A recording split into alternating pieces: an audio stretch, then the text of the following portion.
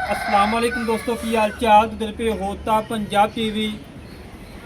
मैं तो वीर मोहम्मद लतीफ़। दोस्तों सब पहलो साढ़े चैनल में सबसक्राइब करो ताकि साड़ी हर आने वाली वीडियो मेरे वीर आसान तरीके ना देख सकन। अज वीरों वास्ते बाखड़ी झोटी गब्बन 5 महीने की गब्बन डॉक्टर पास है, अपना डॉक्टर नाल लिया के चेक करवा कर जानी है। दुध भी कोई 4-5 किलो है। बाकी मेरे वीर झोटी चेक करनी है। दूजा सुबह सुना है, सिंगी मोड़ के काठा च मत्थे सफेद फुली चंगे वड्डे कादा दी चंगी लंबाई चंगी चौड़ाई पूछ तो थोड़ी लंडी है। वह वीरां सामने आ रोक रोकदा ते कल्ला कल्ला थान लगा है।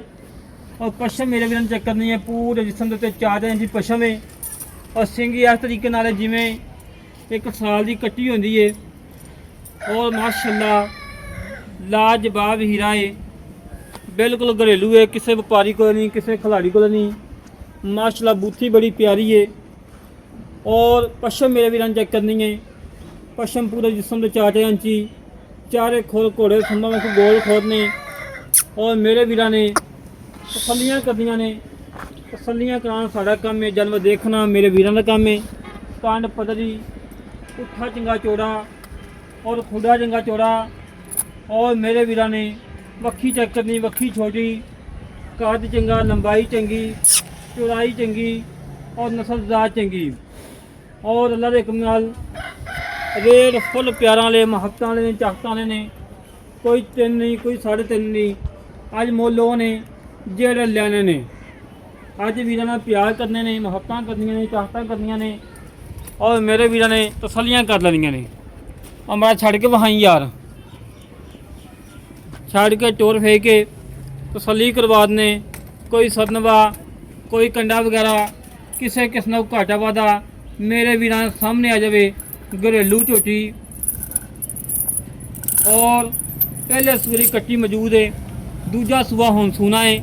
और मेरे वीरां ने तुरंत फिरन चेक करना है, लंबाइयाँ चेक करनी है, चौड़ाइयाँ चेक करनी ने और नस्लदार चेक करनी है। माशाअल्लाह जी फिरन बिल्कुल 16 ने, कोई सदनवा नहीं, कोई कंडा नहीं। होने वाला टोर है, नवाबी टोर है।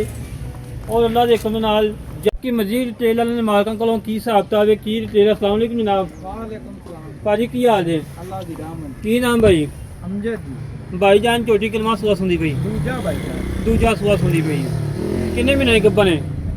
ਇਹ ਜੀ 5 ਮਹੀਨੇ ਪੂਰੇ ਹੋ ਗਏ ਨੇ, ਤੇ ਉੱਤੇ 3-4 ਦਿਨ ਹੋ ਗਏ ਨੇ। उत्ते 4 दिन 6वें महीने जा रही है।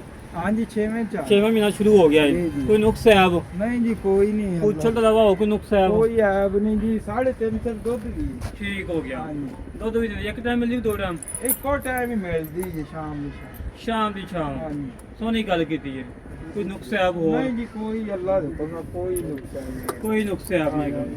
ते मेरा वीर मुल लो करना है पक्का मुल करी जेड़ा ना वीडियो लावां तो 5 मिनट बाद टोकन आ जाए बस। ਅੱਲਾਹ ਦੇ ਹੁਕਮ ਨਾਲ ਨਹੀਂ ਮੈਂ ਕਹਿੰਦਾ ਹਲਤੀ ਭਾਈ ਇਹ ਦੇ ਦੀ ਆਪਾਂ ਨੂੰ 2,45,000 ਦਾ।